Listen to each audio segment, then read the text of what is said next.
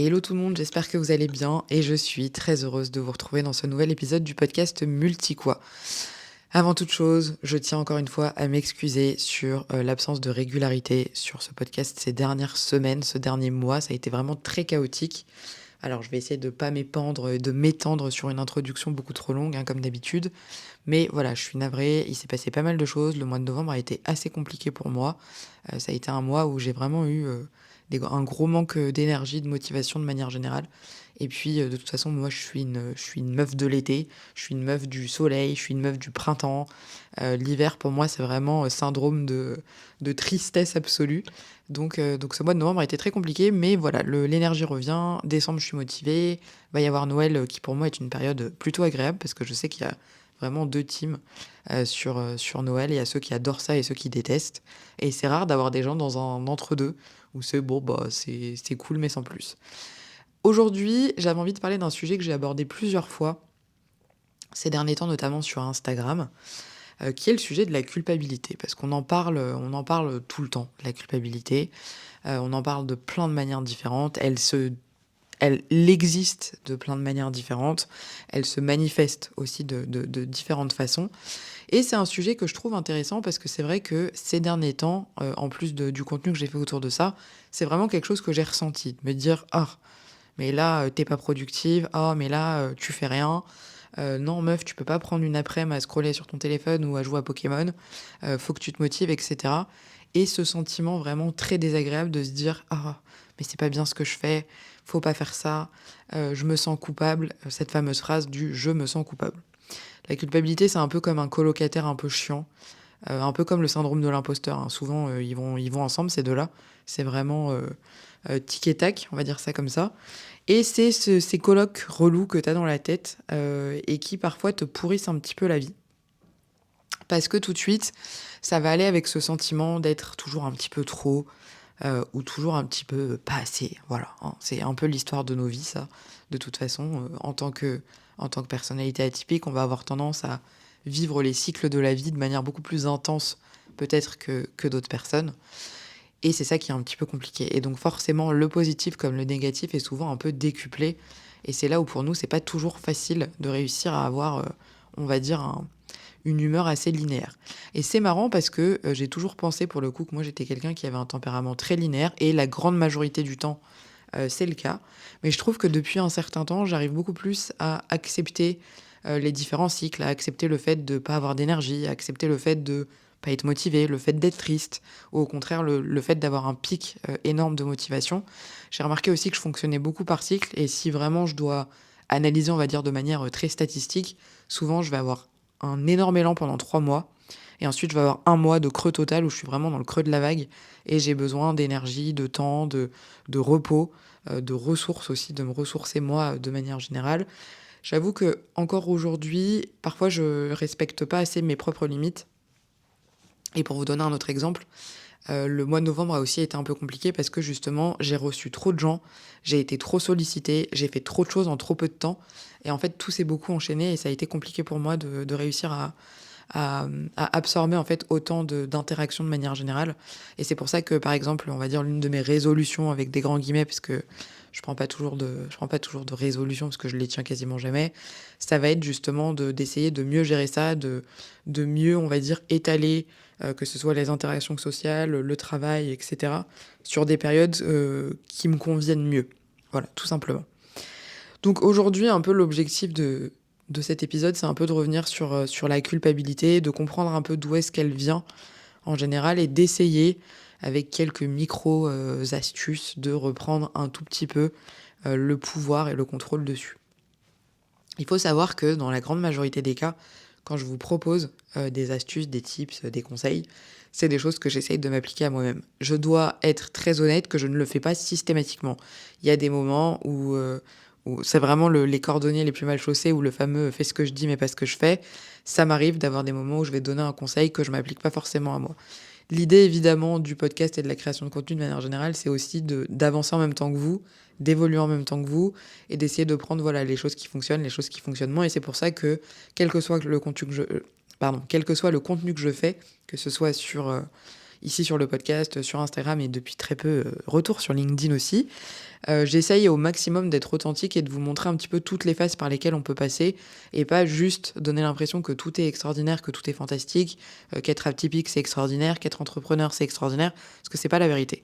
Donc la culpabilité, elle est très présente, chez moi. Je pense qu'elle est très présente de manière générale chez les femmes. Encore une fois, sans vouloir faire, de généralité, féministe, absolument. Mais bon, c'est vrai que c'est malheureusement une réalité. Elle va souvent aussi avec tout ce qui est la charge mentale, elle va souvent, comme je l'ai dit tout à l'heure, avec le syndrome de l'imposteur. Donc voilà, c'est des choses avec lesquelles on vit au quotidien et qui sont pas toujours évidentes. La première culpabilité en général qu'on a en tant que personne atypique, personne multipotentielle de manière générale, c'est que souvent on est très cyclique, on est très changeant. C'est un petit peu ce que je vous expliquais juste avant. On fonctionne par cycle. Moi, les miens, je commence petit à petit à les identifier et il y a différents types de cycles. Il va y avoir des cycles, par exemple, je sais pas, les cycles d'énergie, les cycles de motivation, les cycles de la vie de manière générale, qui en plus de ça, souvent en tant que femme, sont liés aussi à tous nos cycles menstruels, hormonaux, etc. Et ça, je le vois aussi de plus en plus. Donc, on a ces espèces de périodes. Alors, c'est des périodes qui durent plus ou moins longtemps selon les gens. Où d'un coup, on va être hyper concentré, hyper focus sur quelque chose, on va avoir un projet, on va être à fond dedans. Alors c'est un projet, quand je dis projet, c'est au sens très général du terme. Ça peut être un projet, personnel, un projet professionnel, enfin ce que vous voulez. On va dire que c'est quelque chose un cycle qui commence de création sur quelque chose. Donc ça peut être, je sais pas moi, un projet pro, ça peut être un déménagement, ça peut être une nouvelle passion. Enfin c'est vraiment au sens très large. On va être à fond dedans pendant un certain temps, puis ce fameux moment où on va saturer et ensuite, on va se dire: «C'est bon, j'ai fait le tour du sujet, je passe à autre chose». Et en fait, encore une fois, c'est pas tant de la vraie instabilité, c'est juste qu'en fait, par rapport à des personnes, on va dire, typiques, des personnes qui fonctionnent pas comme nous, des personnes qui ont peut-être un fonctionnement qui est un peu plus linéaire, peut-être même un petit peu plus lent et c'est absolument pas péjoratif quand j'utilise le terme de lenteur. C'est juste que justement, ce qui nous caractérise nous, c'est ce côté tout va très vite dans notre tête, dans l'exécution, dans la compréhension.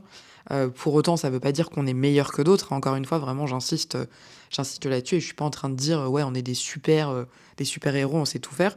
C'est juste qu'on a souvent un traitement de l'information qui est plus rapide, on va dire, que la moyenne.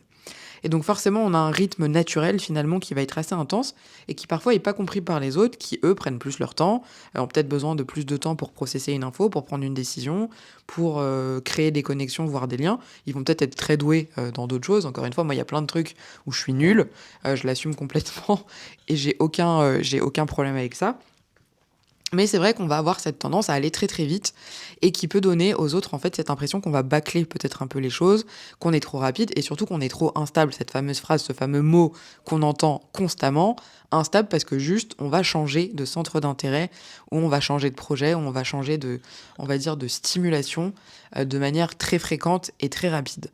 Encore une fois, c'est pas être réellement instable, c'est plutôt qu'on va être saisonnier, on va être cyclique, on va être sur voilà, des boucles qui se répètent en boucle, c'est le cas de le dire. Désolée, j'ai pas trouvé mieux d'expression et de métaphore. Et en fait, dans chaque boucle, dans chaque saison, dans chaque cycle, on va apprendre des nouvelles choses. Donc, parfois, c'est pas évident. Et ce que je peux vous recommander de faire, c'est par exemple de noter des choses, des phases qui reviennent souvent chez vous. Par exemple, voilà ce que je vous disais un petit peu tout à l'heure en ce qui me concerne. Moi, j'ai remarqué que très souvent, je vais avoir une phase très créative. J'ai un de mes amis qui appelle ça la période du chat tourbillon parce qu'un jour, on s'était envoyé un gif. J'avais envoyé un gif pour essayer d'illustrer ce qui se passait dans ma tête. Et c'était un petit chat qui voyait des spirales en boucle. D'ailleurs, je n'ai jamais réussi à retrouver ce gif après. Ce gif, je sais jamais comment on dit, je crois que c'est un gif. Oui, G-I, ça fait J. Merci Ségolène pour cette leçon de français. Et il me dit, voilà, t'es dans ta phase de chat tourbillon. Et ça, le chat tourbillon, en général, il dure 3 mois. Et ensuite, il s'éteint complètement. Et c'est-à-dire que vraiment, pendant, allez, au minimum 2 semaines, au maximum 1 mois, je suis éteinte. C'est-à-dire que j'ai pas d'énergie, j'ai pas forcément de motivation. Ça veut pas dire que je fais rien pour autant. Mais on va dire que je suis pas dans mon pic suprême de créativité comme je peux l'être à un certain moment. Et très souvent, c'est comme ça. Et là, je m'en suis rendu compte, par exemple, là, on est début décembre. J'ai eu toute la période de l'été qui a été extrêmement créative. Et donc, c'est là aussi où j'ai commencé un peu à lancer mon compte Instagram et toute la création de contenu autour de ces sujets-là. Donc, ça a été, on va dire, juillet, août, septembre à fond 100%. Octobre, ça s'est un petit peu calmé parce qu'il y a eu la sortie de mon guide, la soupe miso, que je vous recommande d'ailleurs si vous ne la connaissez pas. Et du coup, bah forcément, là, novembre, en plus avec les changements de temps, les changements d'heure, le changement de tout, la nuit à 17h, ça a été un peu la période de creux. Là, je sens que c'est en train de revenir, je recommence à avoir des idées, je recommence à avoir envie de lancer des nouvelles choses, à travailler sur un nouveau gros projet. Donc voilà, c'est très cyclique, mais c'est bien d'apprendre à définir ces cycles, de comprendre comment est-ce qu'on fonctionne, justement pour arrêter un peu de le subir et de commencer à vraiment comprendre. Donc c'est bien de temps en temps d'essayer de noter par exemple des moments où vous êtes un peu moins bien, où vous êtes un peu déprimé, où vous avez un peu moins d'énergie, notez-les. Et peut-être que, alors forcément ça se fera pas sur une période d'une semaine ou de quelques semaines, c'est vraiment quelque chose qu'il faut faire on va dire sur plusieurs semaines voire plusieurs mois. Moi je dirais l'idéal ce serait peut-être 3 mois voilà, d'essayer de voir à quel moment est-ce que vous avez des moments un peu plus down, à quel moment est-ce que ça va, est-ce que vous avez des pics de créativité. Encore une fois, en tant que femme, ça peut être aussi très lié à votre cycle menstruel. Moi, par exemple, je me suis rendu compte assez récemment que la semaine avant d'avoir mes règles, bah, c'était la catastrophe. J'étais en dépression, tout va mal, je broie du noir alors que c'est pas du tout dans mon tempérament. Je vais avoir tendance à me créer des problèmes toute seule, à me faire des films dans ma tête. Enfin, vraiment une catastrophe. À être très fatiguée, des maux de crâne, etc. Et maintenant, j'ai identifié que bah, souvent, c'est juste que je suis en mode SPM et que voilà, 2 jours après, bah, ça y est, je me dis, ah, bah, j'ai mes règles, c'est donc pour ça que c'était pas la folie. Alors que c'était pas le cas avant. Donc, comme quoi, je pense que vraiment, les choses évoluent, les choses changent aussi avec le temps. Moi, je me rapproche maintenant plus de la quarantaine que de la trentaine. Ça y est, j'ai officiellement basculé du mauvais côté, on va dire, de la barrière. Et c'est des choses vraiment, je trouve, qui prennent de plus en plus d'ampleur à cet âge-là que c'était le cas précédemment. La deuxième culpabilité qu'on va avoir souvent, donc il y en a, la 2 et la 3 sont très liées, c'est le fait de ne pas aller au bout de certains projets. Et ça, je sais que c'est énormément reproché. Encore hier, j'ai vu la vidéo d'un gars sur Instagram qui taclait les multipotentiels en disant ouais, multipotentiel, le nouveau mot à la mode pour justifier de pas aller au bout de tes projets, c'est du bullshit, machin, etc. Enfin bref. Donc quelqu'un de très charmant au demeurant, hein. Voilà, comme vous pouvez vous en douter. Ça m'a fait sourire parce que à la fois je peux pas en vouloir aux gens de penser comme ça et d'imaginer ça, tout comme je suis la première à vous dire vous servez pas de ça comme d'une excuse, etc., etc. Donc je peux comprendre le propos de cette personne. Pour autant, c'est quand même une réalité. C'est vrai qu'on a tendance à être tellement sur tous les fronts qu'il y a des moments, en fait, juste, ce n'est pas possible de pouvoir tout faire à la fois. Et c'est vrai que ce qu'on aime, nous, en fait, et c'est très important à comprendre, c'est que ce qui est l'essence même des multipotentiels et aussi souvent de beaucoup de personnes atypiques, parce qu'encore une fois, la multipotentialité va très souvent avec d'autres atypies, et c'est quelque chose que je suis en train d'apprendre aussi dans le cadre de ma formation sur l'accompagnement de personnes atypiques avec Elodie Crépel. Pour celles et ceux qui ne le savent pas, donc j'ai commencé depuis plusieurs semaines une formation très spécifique sur ces sujets-là. Et c'est là où j'ai appris qu'en fait, on n'a rarement qu'une seule atypie. Souvent, il y en a quand même plusieurs qui sont en même temps, simultanés. En fait, ce qu'on aime, nous, c'est le processus. Et ça, c'est quelque chose vraiment que j'ai compris récemment. Et je pense que c'est hyper important. Et je pense que si vous devenez retenir qu'une seule phrase de cet épisode, c'est vraiment ça. C'est que ce qui nous fait kiffer, nous, c'est le chemin. C'est pas l'arrivée, en fait. Et vraiment, c'est... En fait, quand on comprend ça, je pense que ça change tout. De se dire, nous, ce qui nous stimule, c'est l'apprentissage. C'est tout le process qu'il va y avoir avant. C'est tout ce qu'on va devoir solliciter comme ressources, comme code, comme technique qu'on a en nous, ou qu'on apprend et qu'on développe au fur et à mesure. Et en fait, une fois que ça, on a passé cette étape-là, et ben le reste, en vrai, on s'en fout un peu. Et c'est pas de la fainéantise, c'est pas de l'instabilité, c'est juste que vraiment notre source, notre moteur, c'est toute cette phase de processus. C'est toute la phase qu'il y a avant, en fait, la finalité. Et c'est terrible parce que pour la majorité des gens, et les gens, on va dire, qui ne sont pas comme nous, c'est très compliqué à comprendre parce que pour eux, juste, on commence des trucs et on laisse tout en mode inachevé. Mais en fait, pour nous, ça allait pas parce qu'en chemin, on a appris tellement de trucs. On a généralement dû mettre en place des nouveaux apprentissages, des nouvelles découvertes, etc., etc. Je vous donne un exemple, par exemple, encore une fois, le crochet qui a été la dernière de mes grosses passions obsessionnelles. Et d'ailleurs, là, je suis vraiment en train de me modérer pour ne pas lancer des nouvelles passions parce que je sais que je serais tout à fait capable de repartir dans des travers terribles. Le crochet, voilà, j'ai commencé, j'y connaissais rien. Je regardais des vidéos que je trouvais pas forcément toujours très quali quand on connaît pas vraiment les bases des bases, ou alors on voyait pas très bien, etc. Je me suis dit non, ça me suffit pas, j'arrive pas à apprendre. J'avais essayé de faire un bonnet, ça avait été une catastrophe. Du coup, je suis allée vraiment prendre des cours de crochet-tricot avec une professeure dans la vraie vie, avec quelqu'un de réel. Et après, j'ai pu comprendre comment ça fonctionnait, etc. Et regarder des tonnes de vidéos, de tutoriels, des patrons, etc. Puisque j'avais appris les bases. Mais voilà, c'est quelque chose que je savais pas faire. C'est quelque chose qui peut pas s'apprendre non plus sans suivre, on va dire, un processus bien défini. Et donc, je suis allée chercher les ressources dont j'avais besoin pour faire ça. C'est un exemple. Ou je sais pas moi, le montage, le podcast. Par exemple, quand j'ai commencé à faire du podcast, donc mon premier podcast date de 2021, j'y connaissais absolument rien. Donc je suis partie regarder des vidéos, comment est-ce qu'on crée un podcast, qu'est-ce qu'on doit faire, quel micro il faut prendre, comment ça fonctionne, le logiciel de montage, etc. Sur quelle plateforme il faut aller, blablabla. Donc c'est vrai que déjà de base, on va avoir tendance à être très autodidacte et en plus à avoir vraiment ce kiff et cette passion de tout le chemin avant en fait l'arrivée.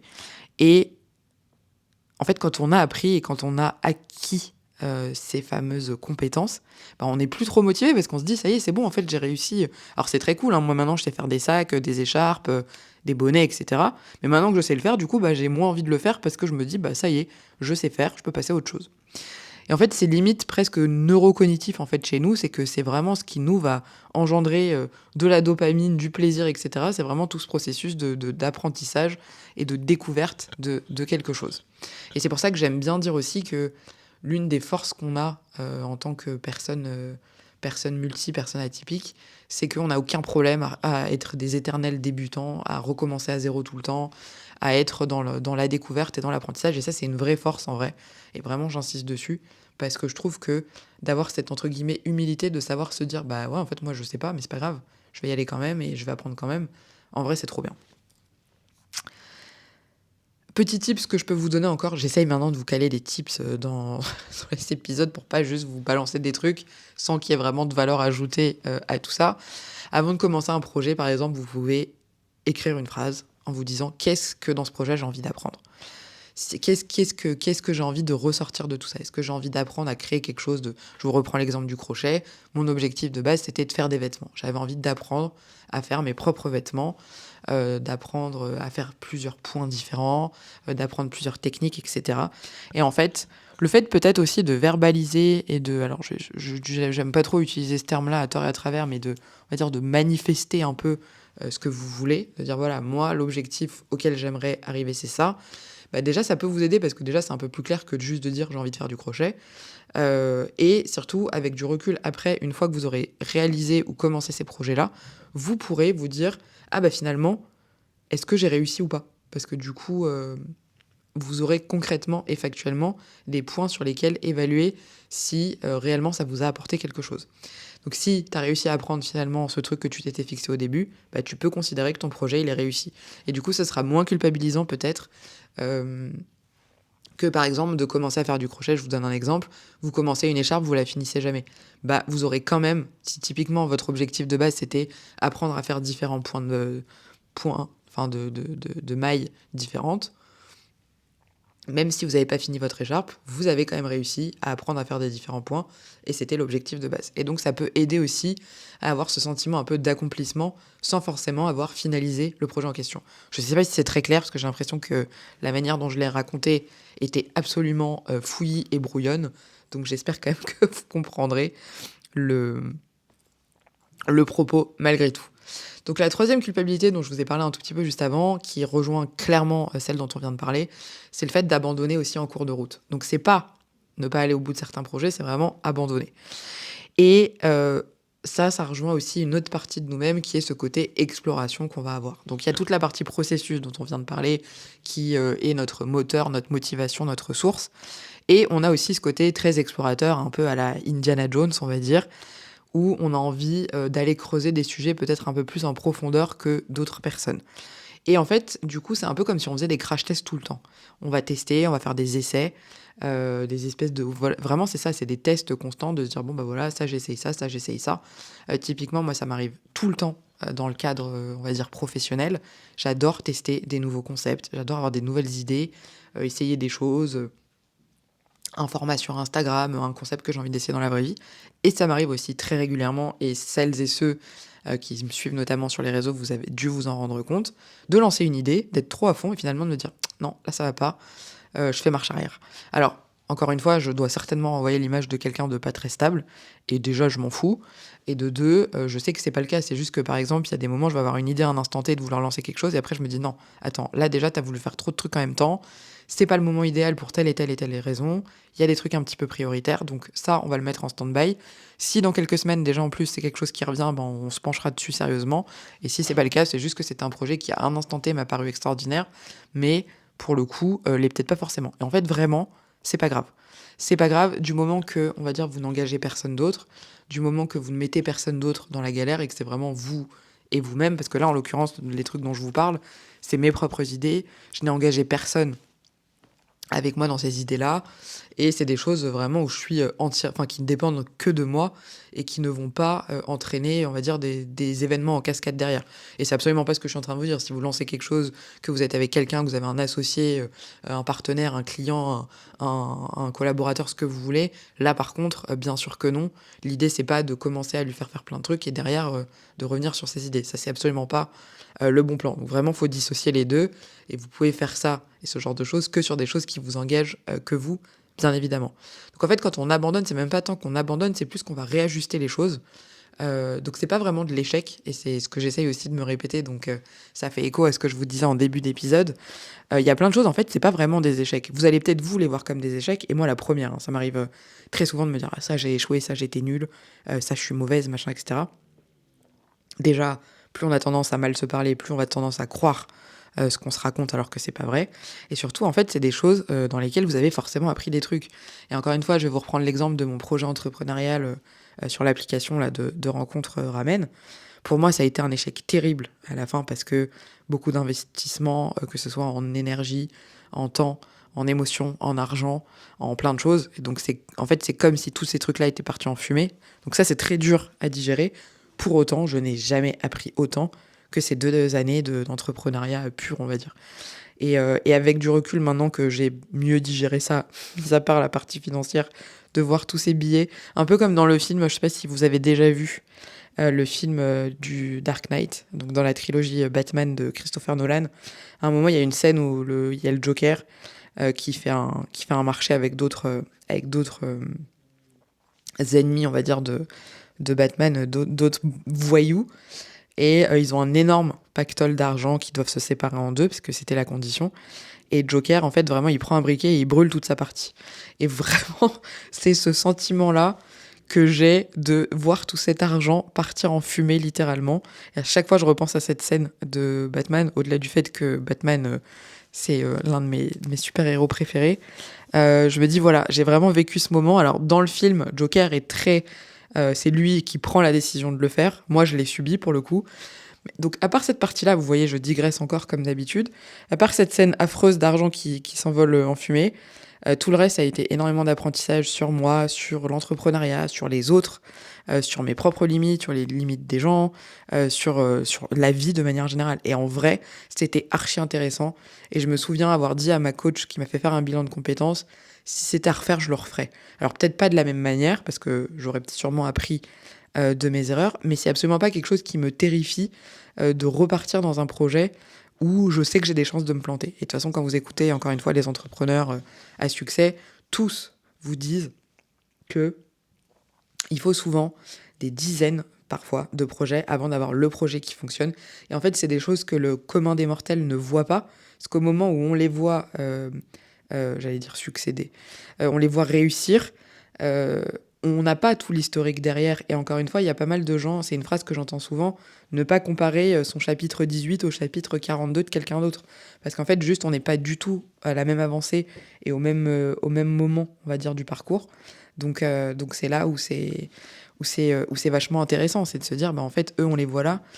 Typiquement, comment il s'appelle, Xavier Niel, là, le président de Free, lui, très souvent dans des interviews, il va dire, mais les gars, vous imaginez pas le nombre de fois où je me suis planté avant de réussir. Donc voilà, c'est quelque chose qu'il faut avoir en tête. Et nous, on est très là-dedans, dans ce côté tester à fond, apprendre, échouer, certes, peut-être, dans une certaine mesure, mais c'est de l'apprentissage quand même. Et encore une fois, petite phrase un peu spirituelle, arrêter, ça veut pas dire renoncer. C'est plutôt faire de la place pour ce qui aujourd'hui est le plus aligné avec toi et le plus aligné avec ce que tu veux faire, ce que tu sais faire et ce que tu es capable d'apporter, en fait, à un instant T. Autre petite astuce pour ce sujet-là, c'est quand tu abandonnes, essaye de faire un mini bilan en te posant 3 questions. Qu'est-ce que j'ai appris? Qu'est-ce que moi ça m'a donné? Et enfin, qu'est-ce que je garde pour la suite? Et au final, on va transformer du coup cet échec et cet abandon, on va dire, en une sorte de capital d'expérience. Et c'est un peu ce que je vous disais, tout à l'heure. Et par exemple, le projet Ramen, moi, ça m'a appris que j'avais des ressources très importantes et beaucoup plus importantes que ce que je pensais en moi pour y arriver. Qu'est-ce que ça m'a donné? Ça m'a donné beaucoup plus de confiance en moi et beaucoup plus de courage parce que je sais que je peux affronter énormément de galères toute seule. Et qu'est-ce que je garde pour la suite? Qu'est-ce que je garde pour la suite? Je garde, je garde justement cette force de pouvoir abattre une très grande quantité de travail, de pouvoir travailler toute seule, de pouvoir réussir à me démener pour arriver à certains objectifs.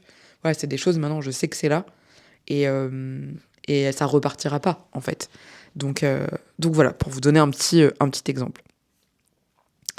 La culpabilité numéro 4 qu'on peut avoir, c'est ce côté d'être différent, différente et parfois un peu incompris.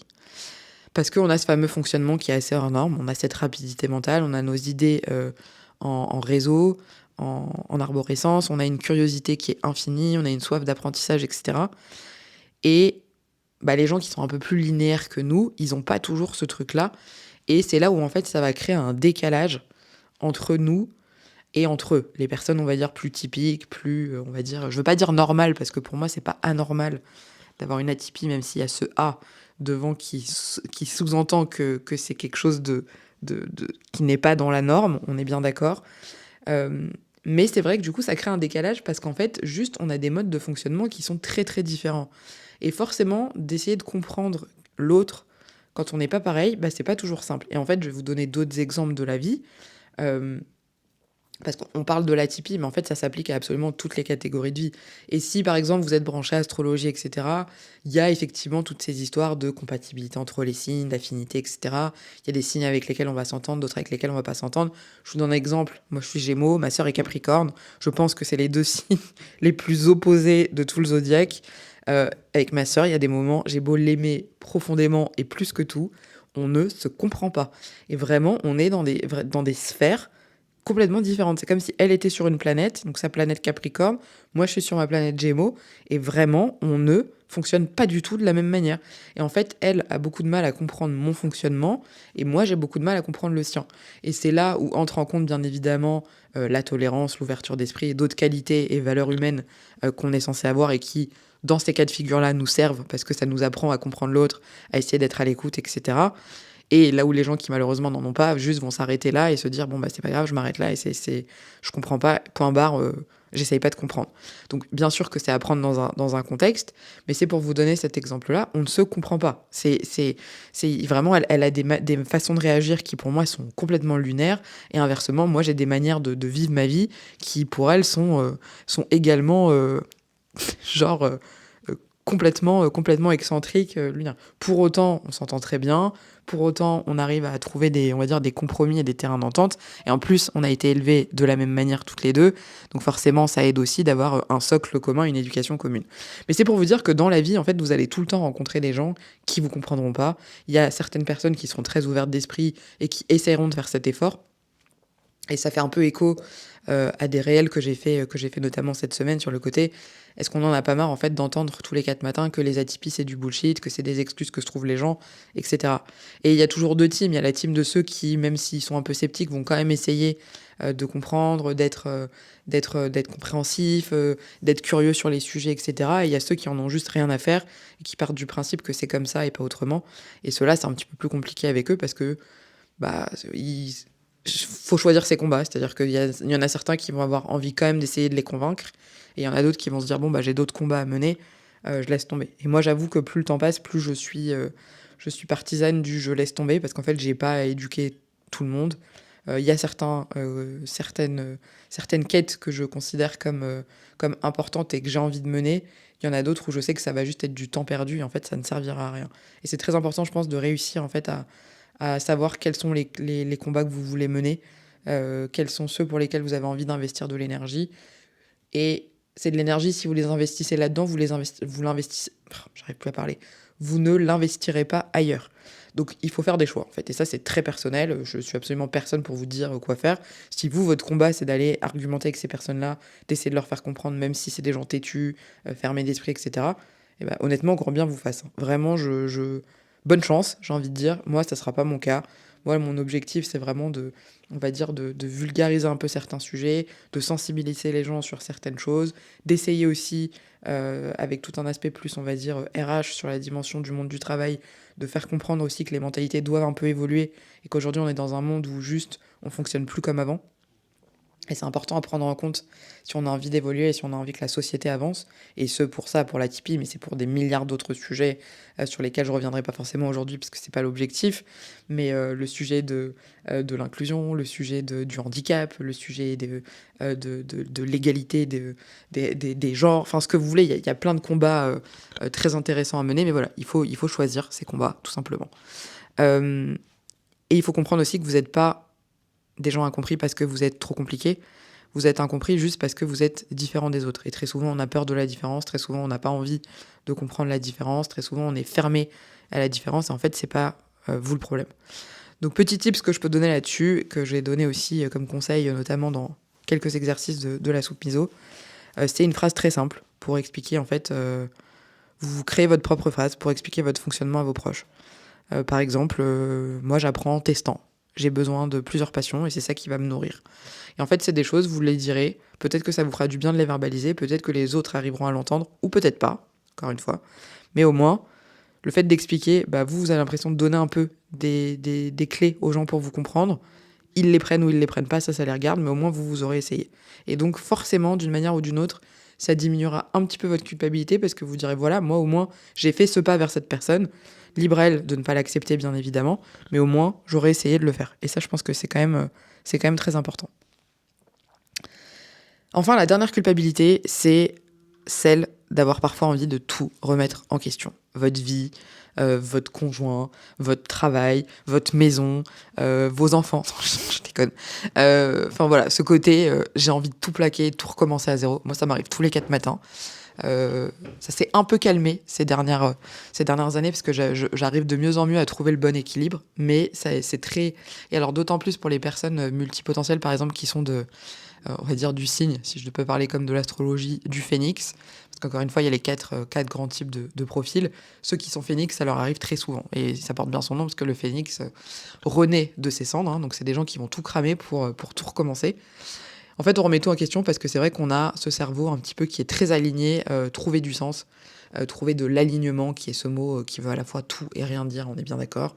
Et surtout ce côté nouveauté, on a toujours envie d'aller vers de la nouveauté. Et le nombre de fois, je ne vous raconte pas où j'ai envie de déménager parce que je vais visiter une ville et que je trouve ça trop cool, et je me visualise déjà dans un nouvel appart, en train de faire ci, faire ça, machin, alors que dans la réalité, pas du tout. Ça, c'est l'histoire de ma vie. En fait, on a cette espèce de réflexe quasi instinctif d'auto-ajustement. Vous savez, si je devais peut-être utiliser un exemple un peu plus parlant, une métaphore qui sera peut-être nulle, mais je vais l'utiliser quand même. Quand vous prenez une photo, ça va être un petit peu flou et vous allez cliquer pour faire un focus sur quelque chose et d'un coup l'image va devenir beaucoup plus nette. Et bah c'est un peu comme si notre fonctionnement était comme ça, c'est-à-dire qu'on est une grosse image floue et on a besoin de ce petit focus, cette petite stabilisation. Alors, j'essaie d'utiliser des termes techniques alors que j'y connais rien, mais ce petit moment où en fait tout va devenir beaucoup plus net et on va pouvoir cliquer pour prendre la photo. Et bah c'est un peu ça, c'est un peu ce qui se passe dans notre tête, c'est qu'il y a cette image qui est pas très nette et nous ce qu'on va rechercher et ce qui est important pour nous, c'est ce focus, c'est cette clarification, cette lampidation, absolument rien dire, mais ajuster la netteté, ajuster, voilà, tout simplement. Et c'est pas forcément de l'immaturité, encore une fois, c'est pas le fait d'être instable, c'est juste qu'on a besoin d'avoir à l'instant T, et c'est pour ça que j'ai utilisé l'image de la photo, c'est que une photo, c'est un cliché à un instant donné, et ben nous, c'est à un instant donné, on va avoir besoin de telle chose. Et ce qui est très paradoxal, c'est qu'on peut en reparler 3 jours après, ça sera pas forcément la même chose qu'on souhaitera, et c'est ça aussi qui est pas toujours facile pour notre entourage, c'est ce côté de devoir suivre un peu le rythme et être derrière, quoi. Et devoir suivre ces changements qui sont pour nous très cohérents, parce que ça va correspondre à un état d'esprit à un certain moment, mais ça va pas forcément l'être pour d'autres. Et c'est ça aussi qui fait la force de notre entourage quand ça se passe bien, c'est ceux qui arrivent à accepter qu'on fonctionne comme ça et à pas nous juger par rapport à ça, et à comprendre qu'en fait c'est juste notre fonctionnement, c'est pas que on a envie d'être chiant ou qu'on a envie de perdre les gens ou qu'on sait pas ce qu'on veut, même si ça arrive aussi très souvent, c'est juste que c'est ainsi qu'on fonctionne, en fait, vraiment. Remettre sa vie en question, c'est pas être perdu, encore une fois. C'est juste vérifier qu'on est bien sur le bon chemin. Voilà, si je devais résumer ça en une phrase inspirante d'après moi. Euh, L'astuce à donner pour ce cas de figure-là, quand cette envie arrive de tout changer, on fait une pause pendant 24 heures, on écrit tout.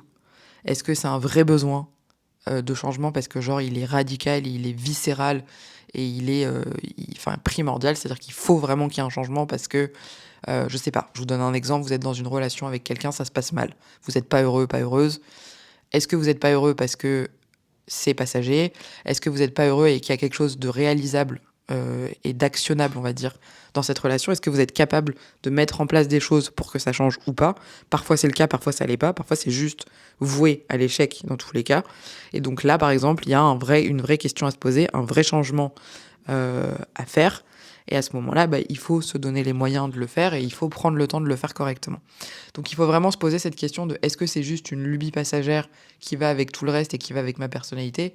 Et je fais en plus une hola à tous les Gémeaux qui m'écoutent, parce que chez nous, c'est encore plus que chez les autres, parce que de toute façon, je pense que les Gémeaux sont des multipotentiels avérés. Et si c'est un vrai changement, prendre on va dire, les mesures pour, et si c'est juste un truc passager, se dire, bon, ok, c'est très cool, je mets ça de côté et on en reparle plus tard, quoi. Donc ça évite des réactions beaucoup trop impulsives, et là, je me parle un peu à moi-même en le disant, et ça calme aussi un petit peu cette culpabilité de se dire, oh, c'est pas possible, j'ai encore envie de changer, mais vraiment, c'est terrible.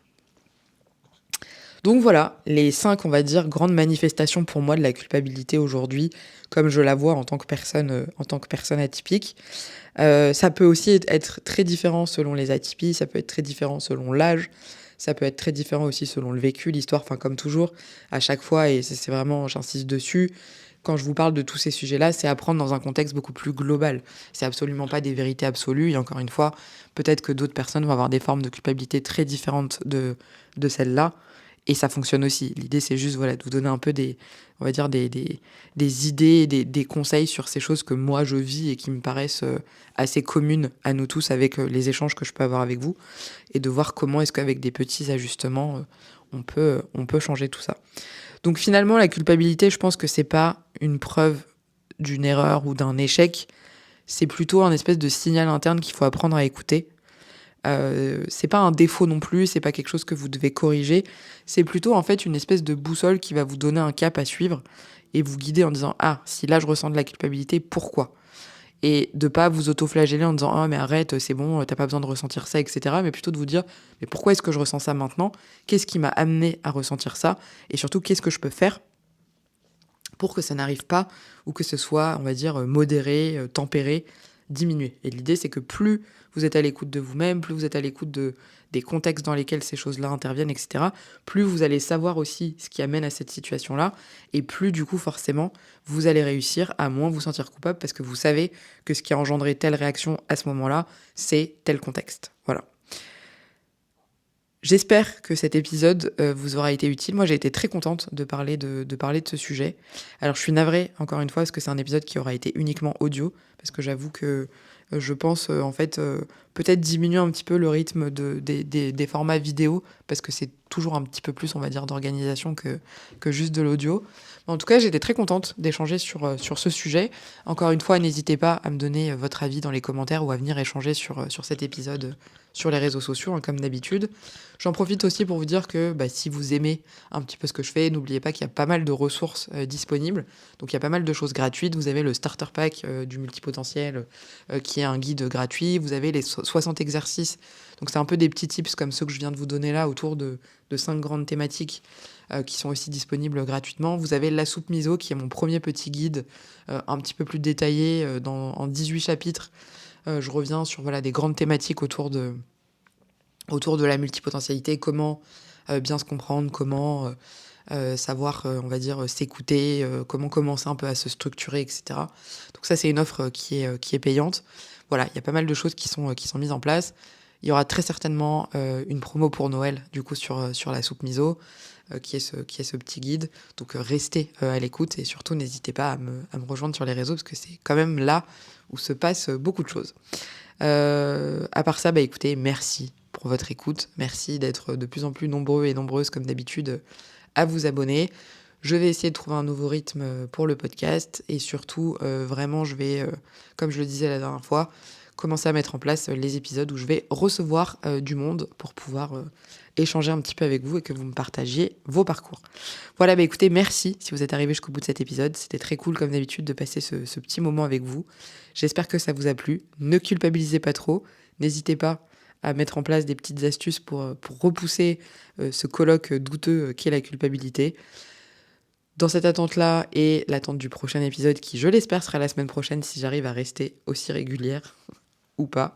Je vous souhaite évidemment de prendre bien soin de vous. Je vous dis à très bientôt et je vous souhaite une très belle journée, une très belle nuit, une très belle après-midi en fonction de l'heure à laquelle vous écoutez cet épisode. Et je vous dis à très bientôt pour un prochain épisode.